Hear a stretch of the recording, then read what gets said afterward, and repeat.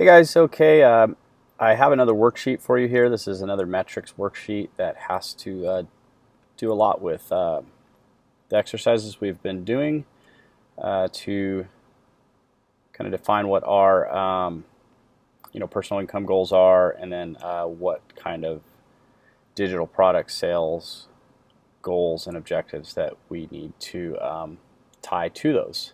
So we've kind of been talking about things such as customer acquisition costs, and then so that's why I'm put together this worksheet, almost like a dashboard, so that we can begin to track that. So if you recall, we had customer lifetime value, and then lifetime value to customer acquisition cost ratio, and then customer acquisition costs, and then I have some other numbers here, and what I'll do is just kind of go through this. So if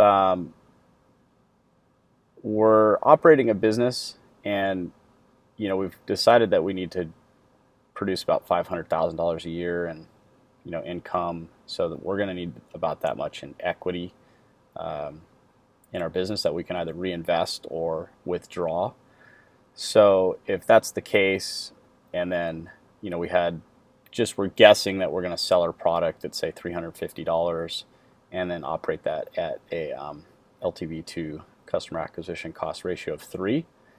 That would basically mean we would need to sell about 2,143 of those to hit a revenue goal of $750,000 if our margin was at 66.67%, which is running at a ratio of 3. So in order to kind of hit this goal, we're going to have to actually track the metrics. So that's why I went ahead and started some other columns here. And then I've included quite a few other commonly used metrics in digital marketing. So the best way to kind of get to our equity is to start backwards with our target audience size. But the way that we're going to increase equity is basically we're going to need to increase either the price of our product, the conversion rate of our product, or we're going to need to decrease costs such as cost per click, or also overhead. And sometimes there's only so much we can do. So I think if we're just throwing ourselves at these projects and just trying to make things work, we're probably going to get off track. So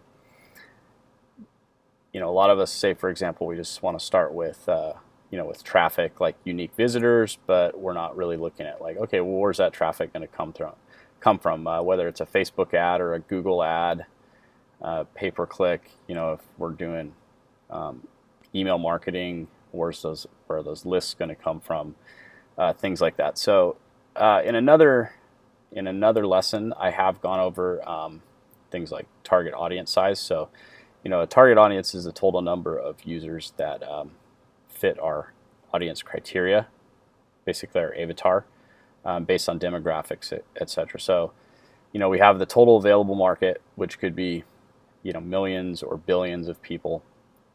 There's a served available market, which are people who are interested in that. So for example, comparison, a total available market might be everybody with iPhones. A served available market might be everybody with iPhones that fits a certain income bracket. And then our target market might be people with iPhones that fit a certain target market, that live in a certain zip code, that fit a particular age demographic, that maybe are interested in say web design. So our target market's going to be smaller, but it's always going to result in higher reach, click-through percentages, email conversion, or opt-in rates, and then conversions than just going big. So if you ever need to see a visual of that, that's basically this. It's a total available market, everybody, served available market, and then our target market. So let's just say hypothetically, we'll start out with a target audience size of 5 million, and then say that we're able to reach 30% of those people through running an ad, and then that's going to give us a 1.5 million reach. And again, these so if you get this worksheet from the members area, or if you need it, just let me know and I will make a copy for you.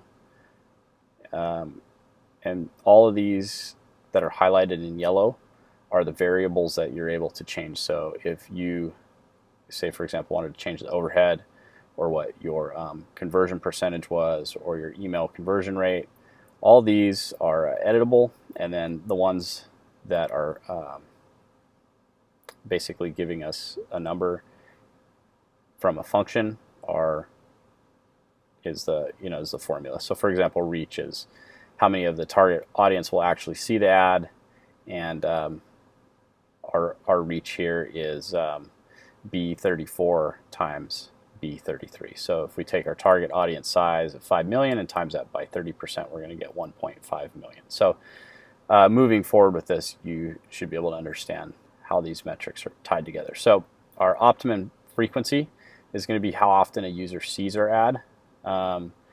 It'd be nice to just be able to run that same ad over and over forever, but that is not usually a good thing. It causes banner blindness, so people will start to ignore it. So you kind of want to figure that the most you're going to get out of an ad is about 10 to 15 impressions per unique user. So that would mean that if we had a reach of 1.5 million and we had an optimum frequency of 10, that we'd probably be able to get a maximum of 15 million impressions out of this target audience. So I would think that getting 2.5% click-through rate would be good. It's not always the case. Sometimes we get a 0.5% click-through rate, or we get 1% click-through rate. But that's why I set this here, is so that we can actually track that. So say for example our click-through rate was only 1.5%. You can see how these numbers start to change on our actual metrics. So if you didn't catch that, we'll change it to 2.5%. You can see how all our numbers will change, and then you'll be able to understand that as I keep working our way towards our equity goal. So with 15 million impressions from our 1.5 million reach, and if we get a click-through rate of 2.5%, that means we get 375,000 unique visitors to our site, which would have meant that we had a cost per click, and then depending on what our cost per click is, our bid, whatever the platform is charging us, whether or not that's Facebook or Google, this can either be very low. I would consider 20 cents a click fairly low. Our clicks could be as much, even if we were paying $1 a click, you can see how that's going to affect our equity, because it's going to affect our ad spend depending on the number of unique visitors that we have. So if we had 375,000 unique visitors to our site at $1 per click, that is going to cost us $375,000. And if our revenue is only $393,000 and our overhead $75,000, you'll be able to see here that we're losing money. So for demonstration purposes of this lesson, let's just stick with 20%, so we at least have something to work with. So that would have given us $75,000 in ad spend. Again, if you just double click into these cells, you can see that it's our B28 times B27. Okay, sorry guys, I actually had to cut this. My headphones went out and it was causing some crackling, so just grabbed a new pair, and hopefully the sound is better.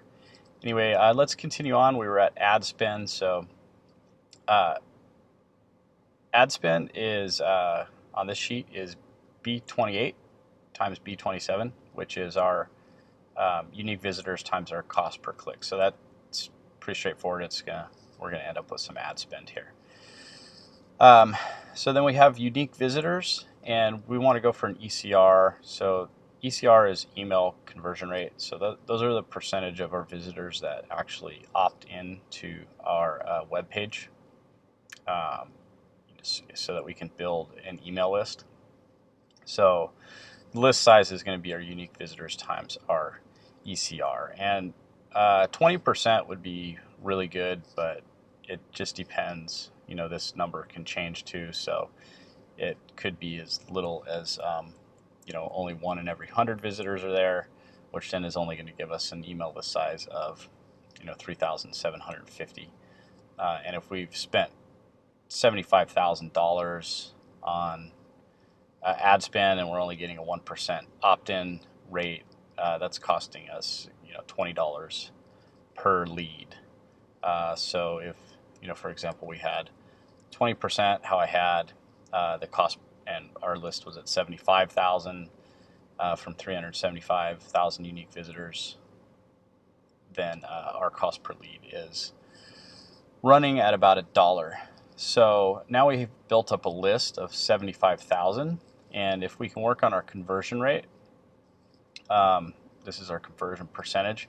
So I'd say 1.5% is probably realistic. This is the percentage of our list that we're going to convert into sales. 5% is great, and 10% would be phenomenal. So if you can convert 10% of your list into customers, good job. It means just that you need a smaller list to reach the same goal. So our conversion rate percentage is going to have a lot to do with the quality of the list and the pain that we're solving for the market. So if the offer fits the target market, then our chances of success are going to be higher. And we can also increase this by having multiple layers and touch points. But ultimately, we really want to work on this conversion rate for our list. So touch points might be webinars, pre-qualification interviews, calls, remarketing ads, etc. So again, if you go back to how we can increase our equity, we can increase our lifetime value, we can increase our conversion percentage, decrease our cost per click down here, or decrease our overhead. So let's say that we were running at 1.5% out of that 75,000 opt-ins we've had on our list, then we would generate $1,125 in sales. And if our LTV, if we're running at $350 per customer, that's going to give us $393,000 in revenue. So that would, based on our ad spend, that's going to cost us, cost per acquisition on our ad spend, we would be running at $66.67, and we would be getting a $5.25 return on ad spend. Overhead is pretty straightforward, but it's owner salaries, staff salaries, contractors, software, hardware, office space, etc. And that's all going to be deducted from our revenue to basically give us an equity. And then currently right now at this price point, we're running at a 2.63 LTV, which is below what we were aiming for. The same thing with our equity. It's below our 500,000 goal. And then so what I would do here is we did this other worksheet a while back, which is our one-page strategy, and right here I had actually set that our annual subscription for our course was going to be $7.99. So why don't I just come back over here, since I've already done that work, and instead of kind of going for $350, let's go with an $800 price point. And then you can see how that gets us running about where we need, because now our LTV to customer acquisition cost ratio is at almost 6, which gives us some room to reinvest some equity back into scaling our company. Maybe we can hire another person or two So maybe increase overhead a little bit. We're still doing pretty good. Could maybe even add some more on here. Now we're dropping below again, but let's see, we could keep it at 250, and that's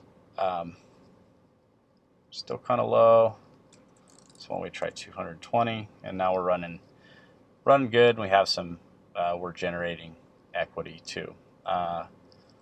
So again, just keep in mind that all these yellow lines are variables that we can change. So for example, if our conversion rate, if we were able to increase our conversion rate, say 1% even, you can see it gives us a drastic change in revenue from the same ad spend and the same list size. It's still costing us $1 per lead, but if we were able to increase our conversion rate through other touch points, maybe their webinars or whatever. And then the same thing with with our price of our product. If we maybe had a $2,000 product, again $75,000, an ad spend to drive 375,000 unique visitors at cost per click of 20 cents, we're going to generate some revenue, close to 4 million, $3,748,125 off a $2,000 product, converting at 2.5% on a list size of 75,000 with 1,875 sales. And again, like say our cost per click was actually significantly higher, maybe it was 75 cents a click. You can see now our ad spends 281,000.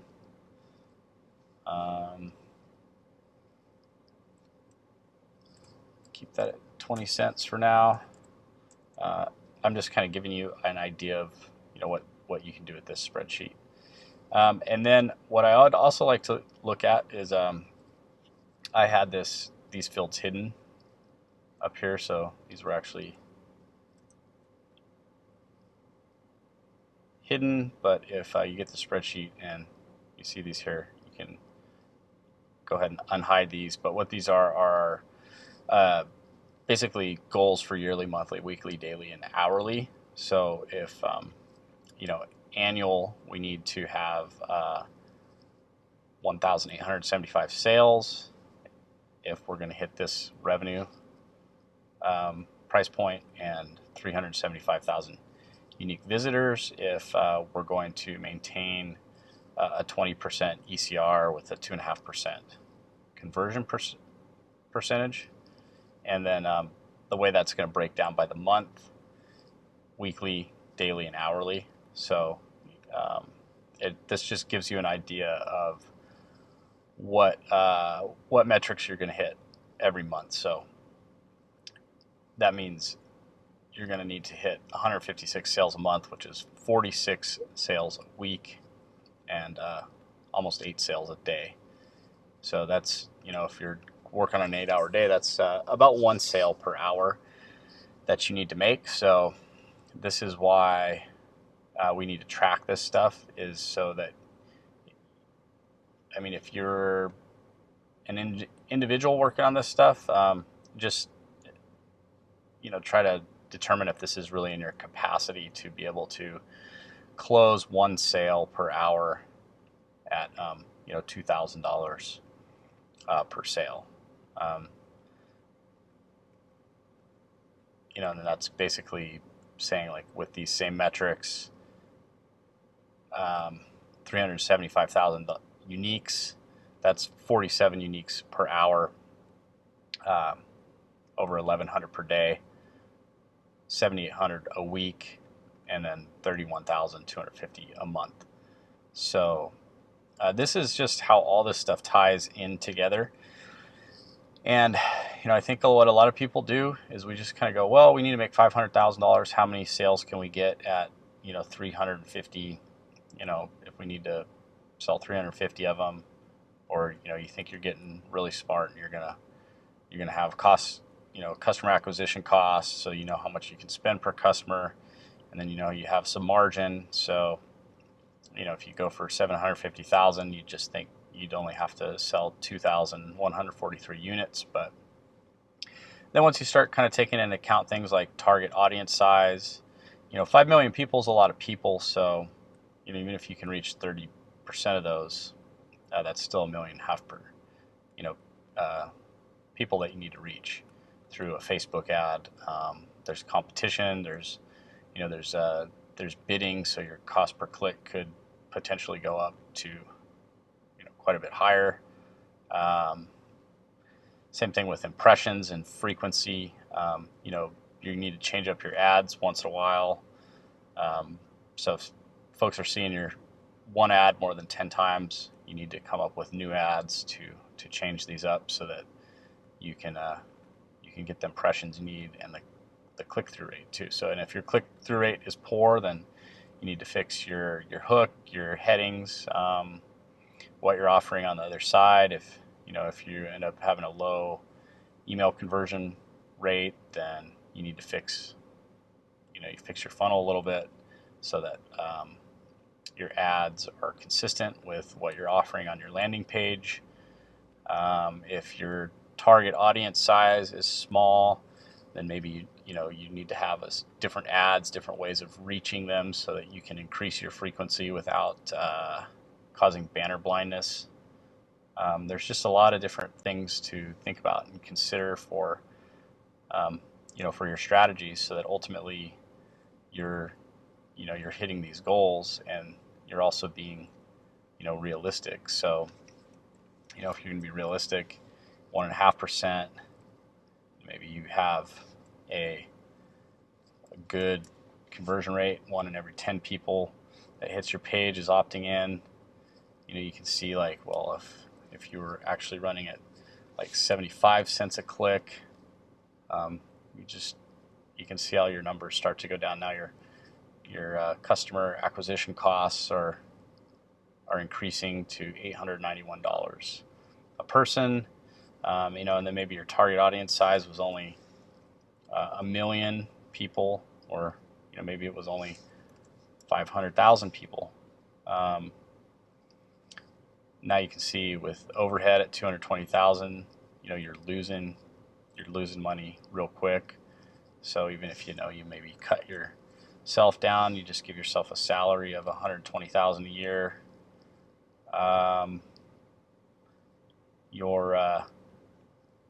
You're not going to be hitting your goals at this point. So then maybe you're like, okay, well, I have to increase my frequency. So maybe you can run your maybe this small group can see your ads more often. Maybe you 10x that. Maybe that's one way of getting yourself to a point where this small group is seeing maybe 10 different ads. Then you have to create those 10 different ads, and then hopefully it doesn't create any kind of banner blindness for them. Again, maybe you can increase your conversion percentage. Maybe you get a 5.5% conversion rate. So then this is where you're working on your conversion rate, 6.5%. Now maybe you're getting in the zone now. You have a good LTV to customer acquisition cost ratio. Costs you about $600 to acquire a $2,000 customer. And then you need to fill that order on 244 sales. So if it's a digital product and you can deliver it that way, it's one thing. But then again, it's like, well, if you think you want to make just under $500,000 a year in revenue doing web design, selling $2,000 websites, you have a lot of work cut out for you. I mean, even just to say you're going to do 244 small websites in a year, that's 20 sites a month, obviously 5 sites a week. That's pretty tough. I don't think that's going to happen selling $2,000 websites. So that's why it's extremely important to do these metrics. So I will be continuing on with more insights into this type of thing. So if you have any questions or you want me to clarify anything, just let me know. If you would like a copy of this spreadsheet, um, there will be a link to this in the members area, and you can make a copy of it. I suggest just using this for like one campaign, and maybe you're putting together one campaign. You can start here with this, kind of figure out what your audience size is going to be. You can always make a copy of the sheet, and then you can also make copies of copies of each individual tab if you're going to do multiple campaigns. Don't want to ramble too long, but let me know if you have any questions. Thanks for watching.